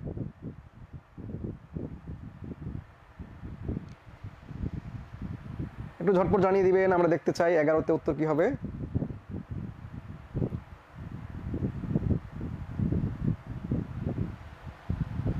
কি বলছে দেখেন, শত্রুর আভাস পাওয়া হরিণের চোখের মতোই সতর্ক হয়ে ওঠে তার চোখ। কার চোখ? অনেকে জামিলা বলছেন না, মানে জমিলা, বানানটা ভুল আছে, টাইপিং অনেকগুলো ভুল হয়েছে না। আচ্ছা, এটা একটু দেখবো আমরা। মুখস্থ অংশের জন্য কীভাবে প্রস্তুতি নেবেন, এটা নিয়ে আমাদের একটা ডেডিকেটেড একটা কোর্স না, আমরা ডেডিকেটেড একটা ভিডিও দিব, 2টা বা 3টা ভিডিও বা একটা ভিডিওর মধ্যে আমরা ইনশাল্লাহ পুরো বিরোচন অংশটা, এই মুখস্থ অংশটুকু কীভাবে মুখস্থ করা যায় সেই প্রবলেমটুকু আমরা শেষ করে দেবো ইনশাল্লাহ। রিভাইজ দেওয়া লাগবে, সুমাইয়াতি বলছেন রিভাইজ দেওয়া লাগবে, অবশ্যই রিভাইজ দিবেন। আচ্ছা, সাব্বির রহমান খ জমিলা বলছেন, ওকে, তৌফিক জমিলা বলছেন। আচ্ছা, সো এটা নিশ্চয়ই আমরা বুঝতে পারছি জমিলার বিষয়টা। হ্যাঁ, 11 তুহিনুর ইসলাম তুহিন বলছেন, সাইফিয়া ইসলাম বলছেন, থ্যাংক ইউ, এটা জমিলা। আচ্ছা, যেটা বলছিলাম আমরা মুখস্থ অংশ নিয়ে ইনশাল্লাহ সাপোর্ট দিব, কিন্তু এইটার জন্য হচ্ছে আমরা যে এফোর্টটুকু দিব, সেই এফোর্টের জন্য কিন্তু আমাদের ভাই ব্রাদাররা, আপু ভাইয়ারা একটু বেশি মানুষ হইলে আমাদের ভালো লাগবে। এই ধরনের আমি আজকে কথা বলছি, আজকে হয়তো 100-200 জন যদি দেখেন, আমরা এইটা কিন্তু দেখি মানে এত অল্প মানুষের সামনে কথা বলতে মনে হয় যে আমি এফোর্ট দিচ্ছি, এই এফোর্টটা অল্প মানুষের কাছে পৌঁছাচ্ছে, সো আমার এই এফোর্টটা খুব কাজে আসবে না, এটা মনে হবে। সো আপনারা যদি আমাদেরকে ইন্সপিরেশন করতে চান, আমাদের ইন্সপায়ার করতে চান, তাহলে অবশ্যই যারা এই বছর এইচএসসি পরীক্ষা দিয়েছেন, যারা অ্যাডমিশন পরীক্ষা দিবেন, বাণিজ্যের শিক্ষার্থী, তাদেরকে একটু জানিয়ে দিবেন যে আমরা নিয়মিত এখানে ক্লাস নিব ইনশাআল্লাহ, এবং কী ক্লাস কোন দিন হবে সেই শিডিউলগুলো আপনারা পেয়ে যাবেন আমাদের এই গ্রুপে এবং আমাদের পেজে। সো একটু জানিয়ে দিবেন ভাইয়া আপুদেরকে যে কারা কারা ক্লাস করতে চায়, কারা উপকৃত হলে। অবশ্যই যদি আজকে ক্লাসের পরে মনে হয় যে না, আমরা আমাদের ক্লাসগুলো শোনার পরে, দেখার পরে আপনার একটু উপকৃত হচ্ছেন আপনি, তবেই, শুধু ভাইয়াদের মন রক্ষা করার জন্য না, এবং আমি বিশ্বাস করতে চাই ইনশাআল্লাহ আপনারা উপকৃত হবেন। ওয়ালাইকুম আসসালাম আল মাহমুদ ভাইয়া, আব্দুল্লাহ মাহমুদ ভাই। ওকে, আসেন 12 নম্বর কোশ্চেনে যাই আমরা। শুদ্ধ বানান কোনটি? তো এখানে সত্যবিধির একটা বিষয় আসছে, আমাদের সত্যবিধান বা সত্যবিধি যেটা বলি আমরা। এখানে একটি সহজ রুলস আমরা জানি যে অ অথবা আয়ের পরে যদি কোনো স পাওয়া যায়, এবং সেই সটা অবশ্যই কোনো ব্যঞ্জনের সাথে যুক্ত না, যুক্ত কোনো কাহিনী আছে যে ক খ গ ঘ ও চ ছ জ ঝ ইয়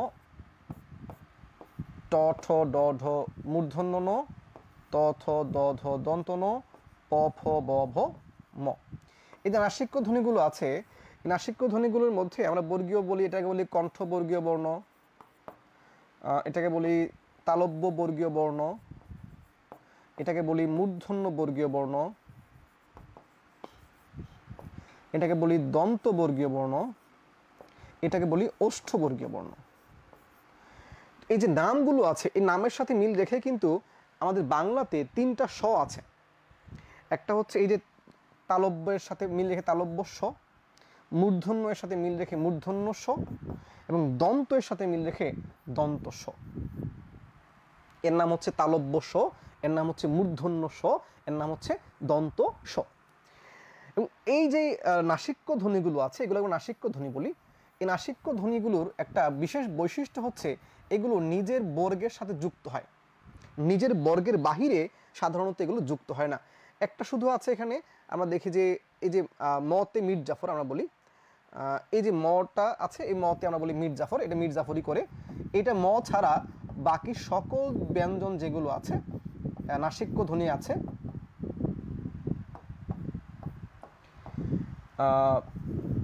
সেগুলো সবসময় নিজের জাতের সাথে যুক্ত হবে। তাহলে এই মটা নিজের জাতের সাথে যুক্ত হয়, তাছাড়াও অন্য জাতের সাথে সে যুক্ত হইতে পারে, অন্য বর্গের সাথে যুক্ত হইতে পারে, কিন্তু এই ম ছাড়া বাকিগুলো কখনোই নিজের জাত ছাড়া অন্য কারোর সাথে যুক্ত হয় না। হ্যাঁ, এটা সত্য যে যদি এটা তৎসম শব্দ না হয়, সেই ক্ষেত্রে ট ঠ ড ঢ সে দন্ত ন যুক্ত হইতে পারে, কিন্তু তৎসম শব্দ হলে কিন্তু যুক্ত হয় না। তো এখানে একটা বিষয় খেয়াল করেন, যেটা বলছিলাম আমরা সত্যবিধানের ক্ষেত্রে। আচ্ছা, এই যে নাসিক্য ধ্বনির এই নিয়মটা, নাসিক্য ধ্বনির এই নিয়মটা মনে রাখলে কিন্তু আপনি মিনিমাম 4 থেকে 5 হাজার শব্দের শুদ্ধ বানান শিখতে পারবেন। শুধু এইটুকু মনে রাখলে যে নাসিক্য ধ্বনিগুলো সবসময় নিজের জাতের সাথে যুক্ত হয়। কীভাবে দেখবেন, আমরা যদি বলি নিশ্চয়ই বলি,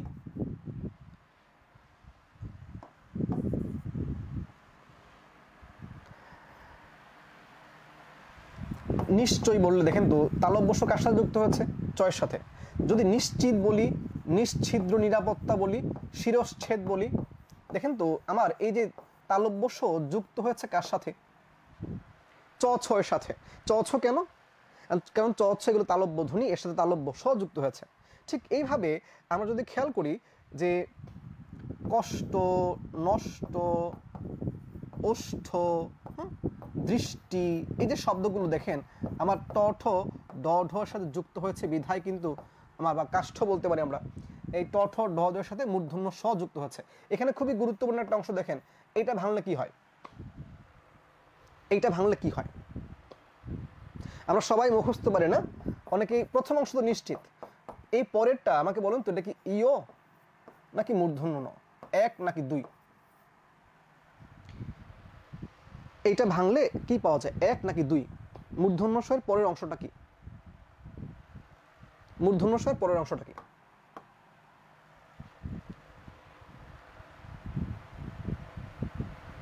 দেখি আমরা কারা কারা এটা পারি। মূর্ধন্য ষ এর পরের অংশটা কি?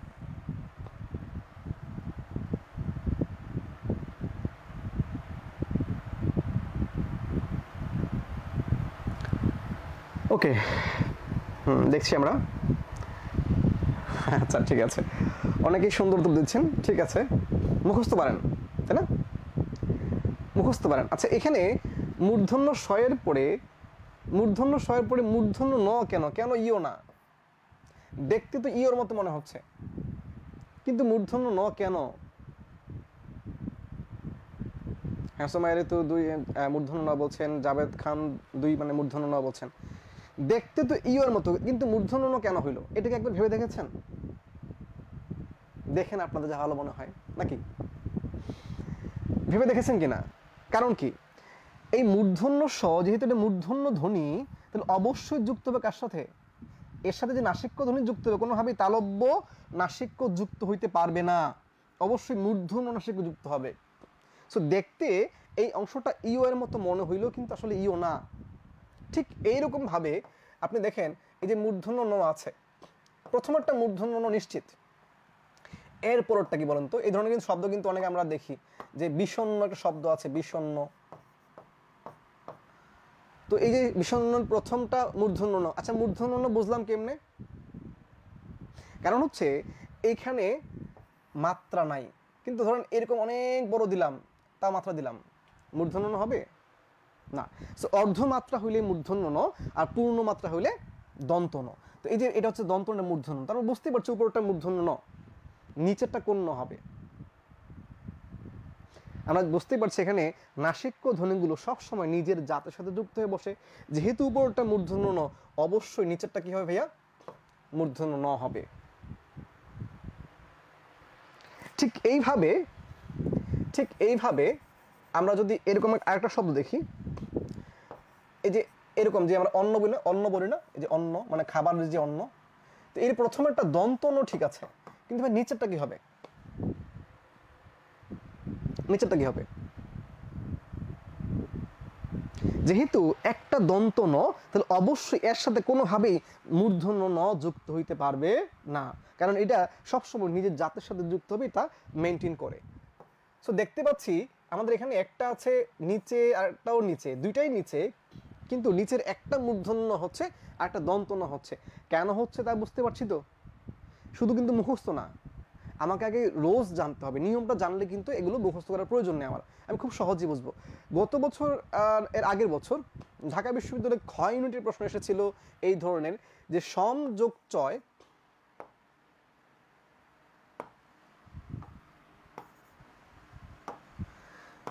সম যোগ চয় সমান সঞ্চয়। দেখেন ঢাকা বিশ্ববিদ্যালয় কত ভালো না, আমাকে বলছে সংযোগ চয় সমান সঞ্চয়, মানে খুব ভালো হলো না, সন্ধি সাধন করে দিল। এই প্রশ্ন দেখার পরে যে কারো মন ভালো হয়ে যাওয়ার কথা, রাবি কত উদার, আমাকে সন্ধি সাধন করে দিচ্ছে। কিন্তু এখানে কিন্তু ঝামেলাটা পাকিয়েছে, এই বলার পরে বলছে বাবারা এবার বলো তো এই যে মটা কেন ইও হইল?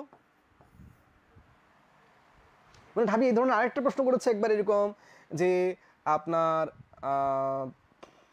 শাপথ, এই শাপথ শব্দটা দিয়েছে এরকম, বলছে সন যোগ পথ, আচ্ছা শাপথ সমান সংযোগ পথ দেওয়ার পরে বলছে, দেখেন কত সহজ না, এই শাপথের সংযোগ পথ মানে প্রত্যয় বিচ্ছেদ করে দিয়েছে, দেখার পরে খুশি হওয়ার কথা, তাই তো? ঢাবি বলছে বাবা এবার বলো তো এই যে শন শব্দটার অর্থ কি, মানে ঝামেলা কোন জায়গায় পাকায় দেখেন তো। শন শব্দের অর্থ কি, এবং অপশনে যা ছিল এটা সবার সহজে পারার কথা না। হয়তো অনেকেই ওই বছর প্রথম এই নামটা শুনেছেন, যদিও এই নামে হুমায়ুন আহমেদের একটা বিখ্যাত রচনা আছে সারমেয়। এই সারমেয় শব্দের অর্থ হচ্ছে কুকুর। তো এই যে এটা কঠিন করে দিলে এরকম করতে পারে। তো যেটা বলছিলাম ভাই, এই যে বলছে মটা কেন ইয়ে হইল, মটা কেন ইয়ে হয়েছে, এই ম থেকে ইয়ে হয়ে গেল কেন, কারণ চ ছ জ জের সাথে ই হবে, এই চটা নাসিক তালব্য ধ্বনি, এই তালব্য ধ্বনি বিদায় এই তালব্য নাসিক্য হয়েছে এটা। আমি নিয়ম পারলে কিন্তু এটা সহজে পারবো। যেই প্রসঙ্গে ছিলাম ভাইয়া, এখানে আমার এই যে তালব্যস্য মূর্ধন্যস্য দন্তস্য যদি যুক্ত হয়, এরকম যুক্ত হয়, এবার দেখবো আমরা হস্ত, নস্ত, ন্যস্ত, মুখস্থ, কণ্ঠস্থ, গৃহস্থ এই ধরনের শব্দ। আচ্ছা মুখস্থ বলছি নাকি মুখস্থ বলুন তো, এই মুখস্থ নাকি মুখস্থ, এক নাকি দুই, মুখস্থ নাকি মুখস্থ, এক নাকি দুই বলুন দেখি একটু, এক নাকি দুই উত্তর দেন দেখি আপনারা সবাই ভাইরা।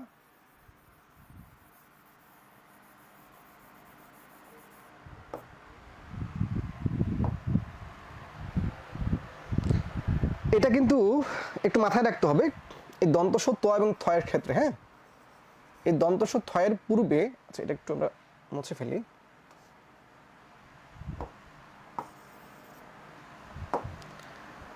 এই যে শুদ্ধ যদি হয়, শুদ্ধ অংশের পরে দন্তস্ব থ হবে, আর যদি এই অংশটা শুদ্ধ না হয়, অশুদ্ধ হয়, তাহলে এর পরের অংশটা দন্তস্ব ত হবে। কিভাবে দেখেন, আমরা যদি বলি মুখস্থ, গৃহস্থ, যদি বলি কণ্ঠস্থ, পরিধিস্থ, বৃত্তস্থ, আরো যা যা বলেন, দেখেন তো ভাইয়া এখানে আমার দন্তস্ব থ বাদ দিলে বাকি অংশটা শুদ্ধ কিনা, শুদ্ধ। আচ্ছা আচ্ছা, এই যে শুদ্ধ হইলে এবার বাকি অংশ দেখেন তো। এবার আমরা যদি বলি যে ন্যস্ত, আচ্ছা ন্যস্ত বলার পরে দেখেন তো আমার এই যে দন্তস্ব ত বাদ দিলে এটা কি শুদ্ধ হচ্ছে?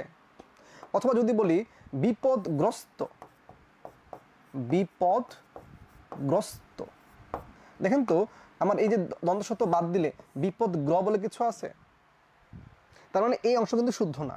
তাহলে এই দন্তস্ব ত বা থ নিয়ে যখন কনফিউশন হবে, আগের অংশ দেখবো শুদ্ধ কি শুদ্ধ না। যদি শুদ্ধ হয় তাহলে দন্তস্বর সাথে থ হবে, আর অশুদ্ধ হলে দন্তস্বর সাথে ত হবে। এটা অধিকাংশ 99% ক্ষেত্রে এটা প্রযোজ্য হয়। আচ্ছা, সো যেই জায়গাতে ছিলাম আমরা, যে এখানে ব্যতিক্রম শব্দ একটা আছে, এখানে প্রশ্ন না বলে একটা শব্দ আছে, বানান আছে, যেখানে হিসাবে কিন্তু আমার মূর্ধন্য দন্ত নয়ের সাথে দন্ত স হওয়ার কথা ছিল, কিন্তু দন্ত স হয় না আমরা জানি, ব্যতিক্রম শব্দ একটা। তাছাড়া মোটামুটি এই নিয়মগুলো অ্যাপ্লিকেবল, সবসময় খাটে। তো যেই প্রসঙ্গে আমরা এখানে ছিলাম, অ কিংবা আয়ের পরে যদি কোনো স আসে, কি স হয়? দন্তস্ব। এবং এই দন্তস্বটা যুক্ত হইতে, দন্তস্ব এই যে নিয়মটা কখন খাটবে? যখন চ বর্গীয়, ট বর্গীয়, ত বর্গীয় এর সাথে যুক্ত অবস্থায় পাওয়া যাবে না, সেই ক্ষেত্রে এই নিয়মটা আসবে। তাহলে আমাকে বলুন তো, এই যে এখানে আছে ক, এখানে আছে ক, এখানে ক, এখানে ক, এখানে ক, এখানে ক, তার মানে এই স যার সাথে যুক্ত আছে সেগুলো কি এই চ ট ত বর্গীয় না, তার মানে এই নিয়মটা অ্যাপ্লাই করা যায়। তাহলে আসেন তো এবার, পুরো বললে কে আছে ভাইয়া? অ আছে। তীর বললে কে আছে? অ। পরি বললে কি অ আছে? না, এখানে কে আছে? ই আছে। আবার আবি বললে কে আছে? ই আছে। তো বলা হচ্ছে যদি অ এর পরে আমার অ কিংবা আয়ের পর স আসে, কোন স হবে? মূর্ধন্য স। সেখানে আমার টাইপিং মিস্টেক আছে, এটা তিরস্কারে মানে মূর্ধন্য স ছিল প্রশ্নের মধ্যে। আচ্ছা, তাহলে বলুন তো অ কিংবা আয়ের পরে কোন স হয়? দন্ত স হয়। তাহলে দন্ত স হয় বলছে শুদ্ধ বানান কোনটি? তাহলে অবশ্যই এটা শুদ্ধ। তাহলে এটা অশুদ্ধ কেন হবে? কারণ অ কিংবা আয়ের পরে আমার দন্ত স হওয়ার কথা ছিল, কিন্তু এখানে মূর্ধন্য স আছে। ঠিক এখানে অ আ বাদ দিয়ে যদি অন্য স্বর আসে, অন্য স্বরের হইলে কি হবে? কি হবে? এখানে মূর্ধন্য স হবে। তাহলে এখানে পরি বললে অন্য স আসছে, ই আসছে, মূর্ধন্য স হওয়া উচিত, এখানে ই আসছে, মূর্ধন্য স হওয়া উচিত, কিন্তু দন্ত স আছে। এভাবে বহিষ্কার, পুষ্প, যা শব্দ দেখেন, এই পুষ্প যদি বলি, কৃষক যদি বলি, দেখেন এই আভিন্ন অন্য স্বরের পরে কি আসছে, মূর্ধন্য স আসছে। সো এইটা ছিল এখানে নিয়ম। এখানে আমরা সত্যবিধান পড়ানোর ক্ষেত্রে দেখবেন আরও সহজেই ই করা যাবে। এখানে আমরা অনেকটা অন্যদিকে চলে যাচ্ছিলাম, ধ্বনি বর্ণের ক্লাসে চলে গেছে একটু, যে কারণে হয়তো আপনাদের একটু অনেক দিকের নলেজ চলে আসছে। কিন্তু আশা করছি শুদ্ধ বানানোর ক্ষেত্রে এটা সহজে বুঝি আমরা, যে অ কিংবা আয়ের পরে দন্ত স হয়, আর আভিন্ন অন্য স্বর আসলে কি হয়, মূর্ধন্য স হয়। এর ব্যতিক্রমে কিছু আছে, সেটা আমরা ক্লাসে কথাবার্তা বলবো ইনশাআল্লাহ। সো এই ছিল 12টা এমসিকিউ কোশ্চেন আমাদের এই বছরের, মানে যারা পরীক্ষা দিয়েছেন এই বছর তাদের।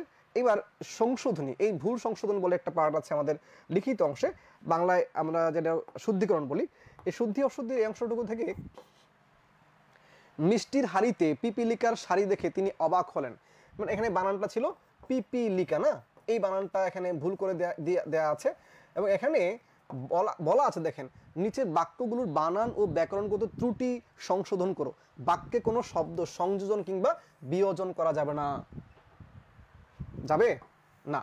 সো আমি কোনোভাবে বাক্যটা চেঞ্জ করতে পারবো না, আমি এখানের ভেতরকার কোনো শব্দকে চেঞ্জ করতে পারি। যেসব শিক্ষার্থীরা পরীক্ষা দিবেন তারাই শুধু কামরায় ঢুকবেন, বলুন তো এখানে ভুল কোথায়? যেসব শিক্ষার্থীরা পরীক্ষা দিবেন তারাই শুধু কামরায় ঢুকবেন, কোনো ভুল আছে কি?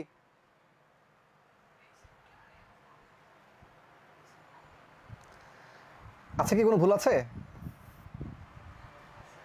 এখানে হয়তো যেসব শিক্ষার্থী, অথবা হয়তো যে শিক্ষার্থীরা, এখানে শুধু যে শিক্ষার্থীরা এটুকু বললে হয়তো, যে শিক্ষার্থীরা অথবা যেসব শিক্ষার্থী, মানে শেষে রা দেওয়া যেত না, কারণ রাটা হচ্ছে বহু বচনের বিভক্তি, তাই না? এই দুইটা যে কোনো একটা বললে শুদ্ধ হইতো। আমি এখানে রা দিলে আমার প্রথমে সব দিতে পারবো না, প্রথমে সব দিলে শেষে রা দিতে পারবো না, তাহলে এইটা এই ভুলটা হয়েছে, কিন্তু সহজে চোখে পড়ার মতো না। মুমূর্ষু বানান জানি আমরা, মুমূর্ষু বানান মুখস্থ করার ক্ষেত্রে আমি একটু কৌশল অবলম্বন করি, বাস্তব জীবনে বলি, ভাই যারা মুমূর্ষু হয়, মানে মারা যায় যে অবস্থা, আমি বুঝি কেমনে এই ব্যক্তিটা মারা যাবে কি যাবে না, তার যে বিষয়গুলো আমরা বুঝি, হয়তো মুখের সামনে নাকের সামনে হাত দিয়ে নিঃশ্বাস ফেলে কি ফেলে না তা দেখি, অথবা পালস বা নাড়ি চেক করি, যদি নিঃশ্বাস ফেলে তাহলে বুঝি তার প্রাণ আছে, অথবা যদি হচ্ছে পালস চেক করি তাও বুঝি তার প্রাণ আছে। এখন মুমূর্ষু ব্যক্তিরা বলেন কি হয়, মারা যাওয়ার আগে নর্মালি যারা মারা যায়, স্বাভাবিকভাবে যারা মারা যায়, তাদের শ্বাসকষ্ট হয়, একটা উপর টান বলে অনেক জায়গায়। শ্বাসকষ্ট হওয়ার ক্ষেত্রে দেখবেন শ্বাসকষ্টটা প্রথমে হালকা হয়, এই ধরনের হয় না, এরপর কি হয়, অনেক, এরপর কি হয়, একবারে মারা যায়, মানে শ্বাস একবার শেষ হয়ে যায়। তাহলে এই শ্বাসকষ্টটা প্রথমে হালকা হয়, প্রথমে কি হয় ভাইয়া, হালকা মানে ছোট্ট, এরপরে বেশি, এরপরে অল্প। তার মানে মুমূর্ষ বানানটায় প্রথমে অল্প, এরপরে বেশি, এরপরে অল্প। সাধারণত মুমূর্ষ, মুমূর্ষ, অনেকেই শুদ্ধ লিখছেন মাশাআল্লাহ, সোমারেতু জয়নিকা, ওকে। তাহলে মুমূর্ষ বানানটা এরকম ছিল, এখানে বানানটা ভুল আছে। তাহলে মুমূর্ষ রোগীর বোন হতাশ চোখে তাকিয়ে আছেন, সে সবসময় সৌজন্যতা, এই বানানটা ভুল, এখানে হয়তো সৌজন্য অথবা সুজন্যতা, হ্যাঁ সৌজন্য হবে, তা বাদ দিতে হবে, অথবা সুজন্যতা, দুইটা একটা শুদ্ধ, এটা টাইপ করার সময় চলে আসছে। তো সৌজন্যও শুদ্ধ, সুজন্যতা শুদ্ধ। কেন শুদ্ধ? প্রত্যেক ক্লাসে শেষে শুদ্ধি অশুদ্ধি যে ক্লাসগুলো আমাদের হবে রিটেন ক্লাসে, আমরা বিস্তারিত কথাবার্তা বলবো ইনশাআল্লাহ। তিনি উদ্ধতপূর্ণ হয় না, ঔদ্ধত্যপূর্ণ হয়, কিন্তু ঔদ্ধত্যপূর্ণ হলে আচরণটা লেখা যাবে না, তাহলে এখানে শব্দটা তিনি উদ্ধত আচরণ। উদ্ধত কেন? কারণ এটা বিশেষণ শব্দ, আর একটা ইংলিশের মতো মনে আছে, নাউনের পূর্বে কি হয়, অ্যাডজেক্টিভ হয়। সো আচরণটা একটা নাউন, সো নাউনের পূর্বে মানে বিশেষের পূর্বে কি হবে, একটা বিশেষণ পদ হইতে পারে। যেমন গোপনীয় কথা, গোপন কথা কিন্তু না, গোপনীয় কথা, কারণ গোপন একটা বিশেষ শব্দ, কথাবার্তাকে বিশেষ শব্দ, যদিও এটা নিয়ে বিতর্ক আছে, অনেকে বলেন গোপন শব্দটা বিশেষণ, সো তাকে বললো সমস্যা নেই, এটা অনেক বিতর্ক, যদিও আমাদের পরীক্ষায় কিন্তু এই ধরনের প্রশ্নগুলো এসেছে এবং সেখানে গোপনকে ভুল বলা হয়েছে। সো পরীক্ষায় যা আসে তাই শিখতে হবে। দারিদ্র বানানটা, দারিদ্র অসম্মানের নয়, বরং ধনের অহমিকায় ব্যক্তিকে হীন করে তোলে। তাই দারিদ্র বানান ঠিক আছে, এখানে মনে হয় শব্দ দারিদ্রতা ছিল, আমরা ঠিক শব্দটা লিখে ফেলেছি এখানে। আচ্ছা, বিবাদমান না, শব্দটা হচ্ছে বিবদমান, হ্যাঁ এটা আকার থাকবে না, বিবদমান। তাহলে বিবদমান দুই পক্ষ অবশেষে সন্ধি স্থাপনে সম্মত হলো। আচ্ছা, প্রশ্নের ডান পাশে উল্লেখিত সংখ্যা মান নির্দেশক, এখানে সমস্যা কোথায় বলেন? প্রশ্নের ডান পাশে উল্লেখিত সংখ্যা মান নির্দেশক, এখানে সমস্যা কি?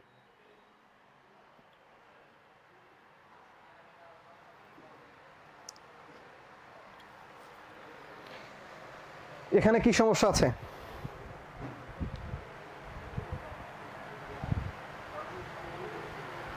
কারো, আমি এটা আপাতত রাখলাম, দেখি আপনাদের মাথায় কি আসে। প্রশ্নের ডান পাশে উল্লেখিত সংখ্যা মান নির্দেশক, এখানে সমস্যা কোথায়? কোনো সমস্যা আছে কিনা? আচ্ছা, মাছ দিয়ে শাক ঢাকা যায় না, মূলত হবে কি শাক দিয়ে মাছ ঢাকা যায় না। একটি গোপন কথা বলি, শব্দটাকে একটি গোপনীয় কথা বলি। সো 8 নম্বর কোশ্চেনের উত্তর কি হবে ভাইয়া আপুরা, বলেন দেখি 8 নম্বর কোশ্চেনের উত্তর কি হবে? একটু ঝটপট জানাই দেন, আমি একটু দেখি, চেক করি আপনারা কে কি উত্তর দিচ্ছেন। 8 নম্বর কোশ্চেনের উত্তর কি হবে? 8 নম্বর কোশ্চেনের উত্তরটা দেখি কে কি দিচ্ছেন।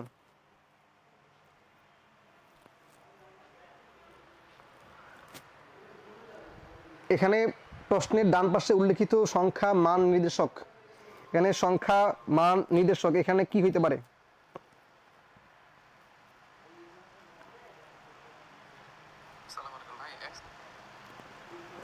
কি হইতে পারে?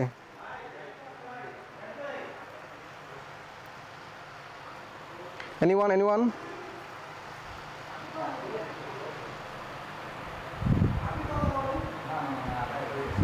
ঝটপট লিখেন, আমি জানতে চাই আপনারা পারেন নিশ্চয়ই, এটুকু বিশ্বাস আমার আছে যে আপনারা পারেন।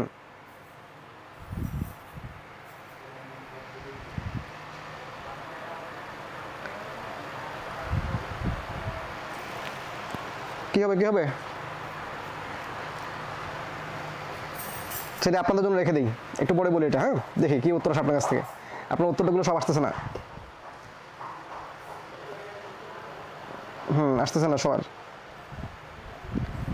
ওকে, আমরা পরের অংশ যাই। আমরা চলে যাবো এবার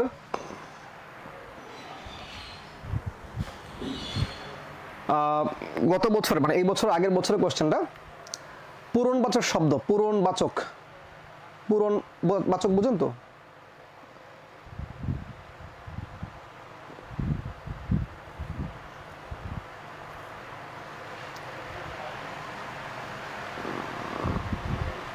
আচ্ছা, একজন লিখছেন নির্দেশ, একজন লিখছেন প্রশ্নের পাশে উল্লেখিত সংখ্যার মান নির্দেশক।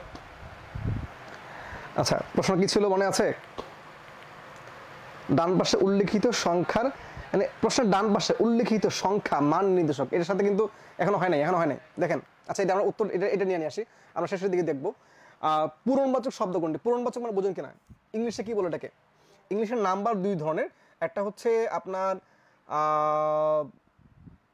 ফার্স্ট সেকেন্ড থার্ড বলি না আমরা, ফার্স্ট সেকেন্ড থার্ড, আর একটা বলি হচ্ছে 1 2 3। সো এটাকে বলছে আমরা বলি অর্ডিনাল নাম্বার, যেটা অর্ডার অনুযায়ী বসা না, যেটা অর্ডিনাল নাম্বার। আর এটা বলে কার্ডিনাল নাম্বার, কার্ডিনাল। সো বাংলাতে এই অর্ডিনাল নাম্বারকে বাংলাতে বলে হচ্ছে পূরণবাচক বা ক্রমবাচক। যদিও 19 নতুন ব্যাকরণ নিয়ে ঝামেলা করছে, আমরা যেহেতু পুরাতন ব্যাকরণ পড়ে আসছি আমাদের এই ব্যাচ পর্যন্ত, আমরা পুরাতন ব্যাকরণ অনুযায়ী কথাবার্তা পড়বো সেভাবে। তাহলে পূরণবাচক ক্রমবাচক মানে কি? প্রথম, দ্বিতীয়, তৃতীয়, চতুর্থ, পঞ্চম, ষষ্ঠ, সপ্তম, সেইভাবে। তাই বলুন তো কি হবে? প্রথম। এই প্রথমটা হচ্ছে পূরণবাচক, বুঝতে পেরেছি? তাহলে ইংলিশে ফার্স্ট সেকেন্ড থার্ড ফোর্থ যেমনি অর্ডিনাল, বাংলা তার নাম হচ্ছে পূরণ বা ক্রমবাচক, সেই হিসাবে এখানে প্রথম হবে পূরণবাচক। নিচের কোনটি অর্থবাচকতা নেই, মানে নিজস্ব অর্থ নেই কিন্তু অর্থ দ্যোতকতা আছে, মানে অর্থের দ্যোতনা আছে, অর্থ দেওয়ার ক্ষমতা আছে, সেটা হচ্ছে উপসর্গ। ডায়ালেক্ট, হ্যাঁ, ডায়ালেক্ট শব্দের হচ্ছে বানানটা ভুল আছে না? আচ্ছা, ডায়ালেক্ট শব্দের অর্থ বাংলা পরিভাষা কি? এটা হচ্ছে উপভাষা। কোন দিকে নাহি চায়, এই যে একটু আগে প্রশ্ন করেছিলেন ভাইয়া সকল কবিতায় কি মুখস্থ করতে হবে? না, কিন্তু এই ধরনের মুখস্থ রাখতে হবে, এই মাথায় রাখতে হবে যেন আগে পরের পংক্তি পরীক্ষায় ঢাবি প্রশ্ন, কিন্তু এটা আগে পরের প্রশ্ন যেন জানা যায়। তাহলে ভরা পালে চলে যায় কোনো দিকে না হিচায়। তাহলে ভরা পালে চলে যায় আগের বাক্য, আগের কবিতার চরণ, আর এটা হচ্ছে পরের কবিতার চরণ, সরি কবিতার পরের চরণ। এগুলো হলো পাকিস্তানের শরীরের কাটা। রেইনকোট গল্প উল্লেখিত বলতে বোঝানো হয়েছে কাকে? শহীদ মিনার, ডক্টর আফাজউদ্দিন আহমেদ না? অপরিচিত গল্পের কথকের জীবনটা না দৈর্ঘ্যের হিসেবে বড় না গুণের হিসাবে? এগুলো খুব সহজ প্রশ্ন, জানি আমরা সবাই। নিচের কোন বাক্যটি শুদ্ধ? কলেজ চলাকালীন বলার পরে আবার সময় বলা যাবে না, আবার হর্ন বানানটা অশুদ্ধ, আর নিষেধ না বলে নিষিদ্ধ বললে শুদ্ধ হয়তো। নিষেধ বানানটাকে অনেকেই বিশেষণ বলে চিন্তা করেন না। সেম কাহিনী এখানে হচ্ছে, কলেজ চলাকালীন বলার পরে আবার সময় বলেছে, আর হর্ন বানানটা ভুল, নিষিদ্ধ ঠিক ছিল।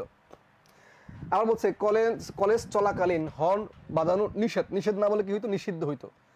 কলেজ সময়ে মানে কলেজ চলাকালীন সময় মানে চলাকালীন বা কলেজ সময়ে হর্ন বাজানো নিষিদ্ধ,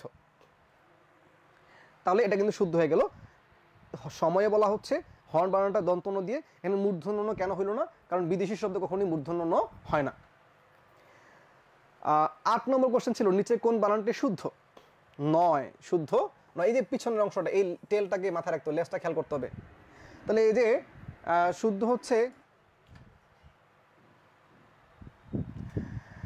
সত্য, এর সাথে অধিকারী আছে। তো সত্য বানান কিন্তু এই যে স এবং এই তো, এই যে মালিকানা অর্থে এই যে ডাবল দুইটা ব আছে আর দ্বন্দ্ব সত্য। কেন এরকম বানানের ক্লাসে আমরা কথাবার্তা বলবো। আপাতত আমরা একটু দেখে আসি সত্ত্বাধিকারী এই কারণে শুদ্ধ।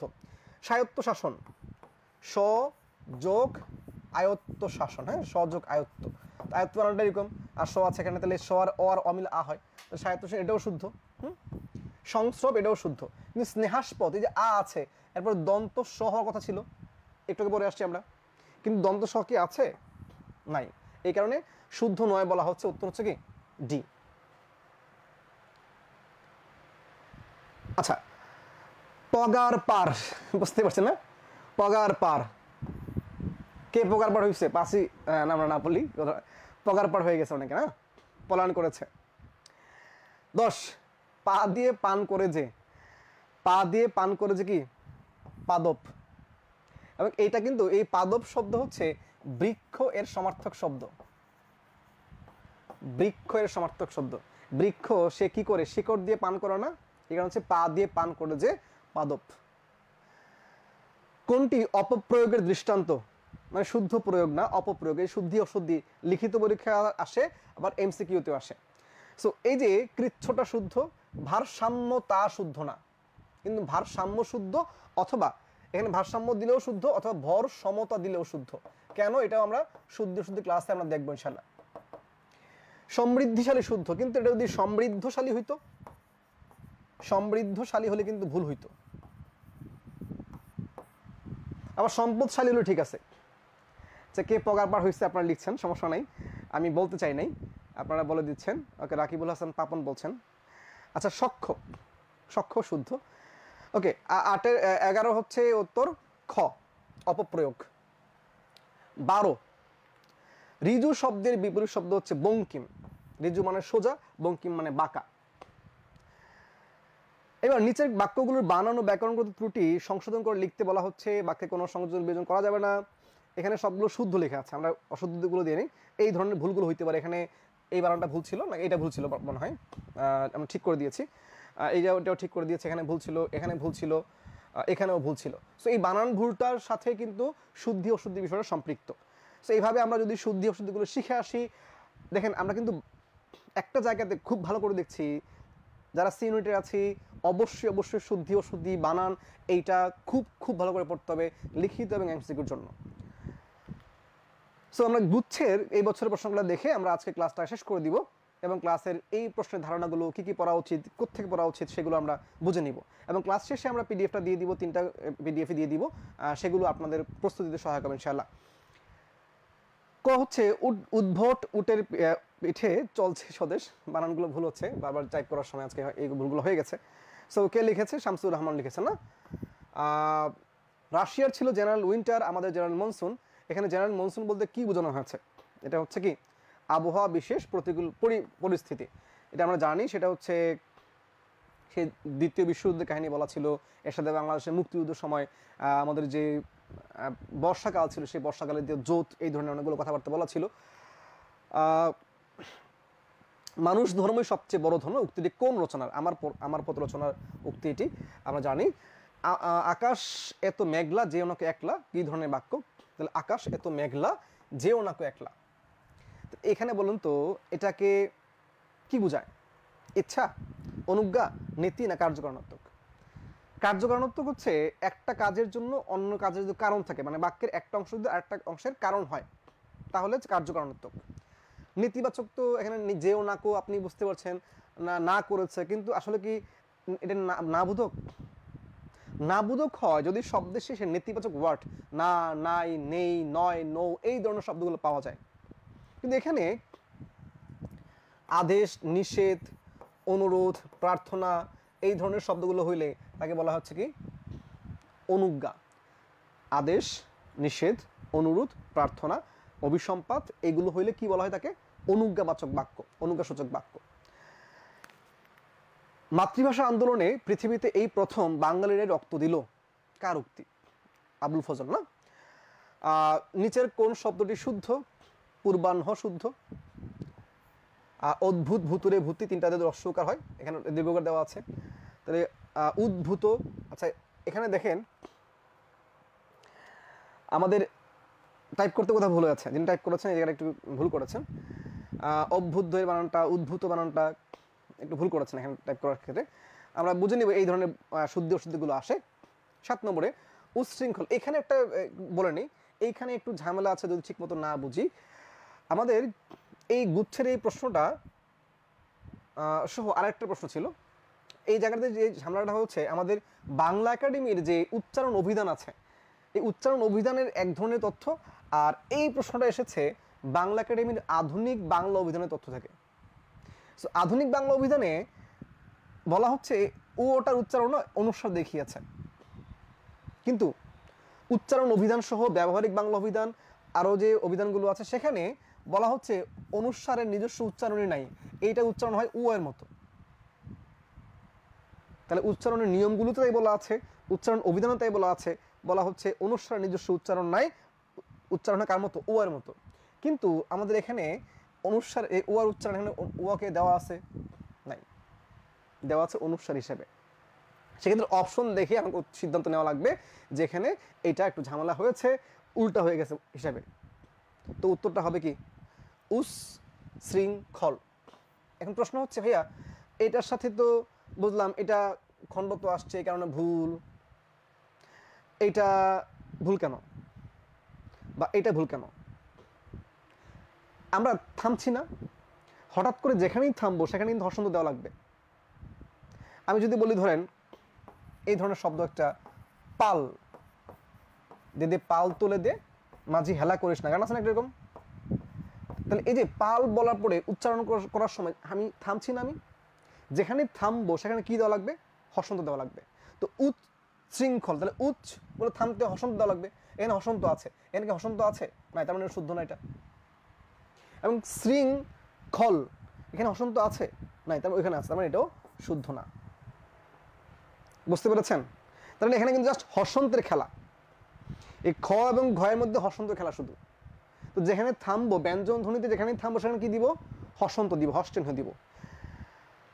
ওকে, আশা করছি 7 বুঝেছেন না? আমরা আসলে নিয়ম তো খুব পড়াচ্ছিও না, এটা বোঝার জন্য আমরা একটু প্রশ্নের ধারণা নিচ্ছি যে এই ধরনের প্রশ্নগুলো হয়। টপিক ভিত্তিক যখন ক্লাসগুলো করবো ইনশাল্লাহ তখন দেখবো এগুলো আসলে খুব বেশি সমস্যা না।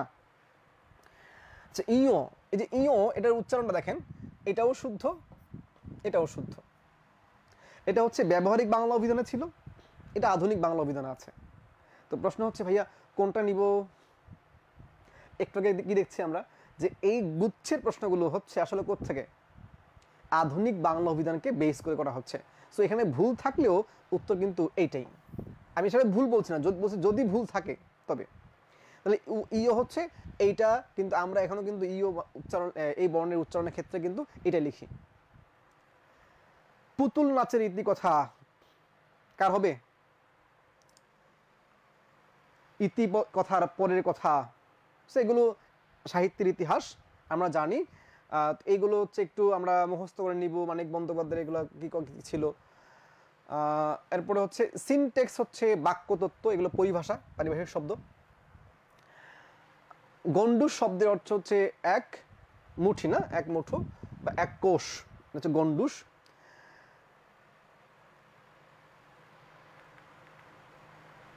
প্রথম বাংলা ব্যাকরণ কোন ভাষা রচিত, এটাও বাংলা সাহিত্যের ইতিহাস থেকে আসছে।